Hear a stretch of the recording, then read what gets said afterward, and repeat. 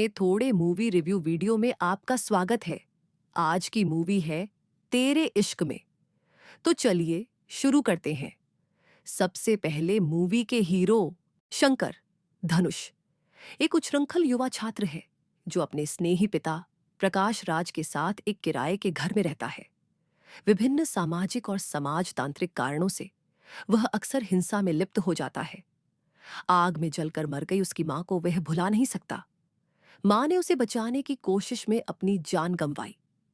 एक दिन किसी को मारने के लिए पीछा करते हुए शंकर कॉलेज ऑडिटोरियम में पहुंच जाता है, जहां मुक्ति कृति सेनन अपना 2200 पेज का थीसिस प्रस्तुत कर रही होती है, जिसमें कहा गया है कि इंसान के अंदर की हिंसा को पूरी तरह से नियंत्रित किया जा सकता है।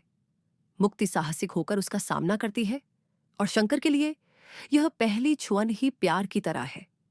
जब वह मुक्ति का हाथ पकड़ता है तो जैसे सोच रहा हो कि वह उसे थप्पड़ मारने वाला है। जल्द ही शंकर मुक्ति का केस स्टडी बन जाता है। हालांकि मुक्ति साफ कर देती है कि वह केवल पेशेवर रूप से उसकी निगरानी कर रही है।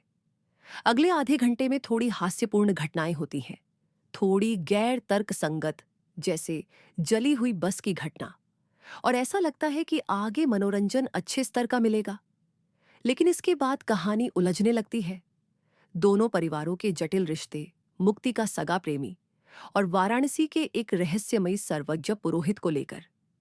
कुछ अक्षम प्रोफेसर भी हैं जो अंततः मुक्ति को उसकी डिग्री डॉक्टरेट दे देते हैं।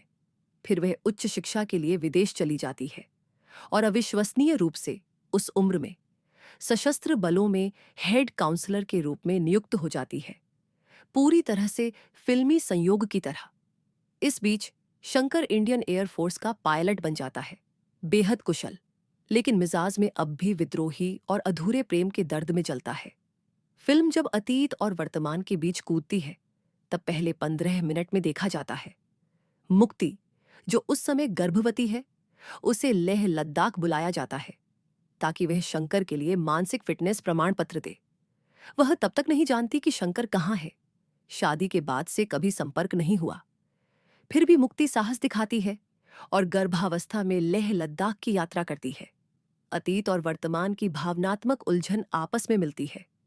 कुल मिलाकर फिल्म निराशाजनक थी। दोनों अभिनेताओं की अच्छी अदाकारी के बावजूद यह देखने में बहुत मजेदार या आकर्षक अनुभव नहीं देती।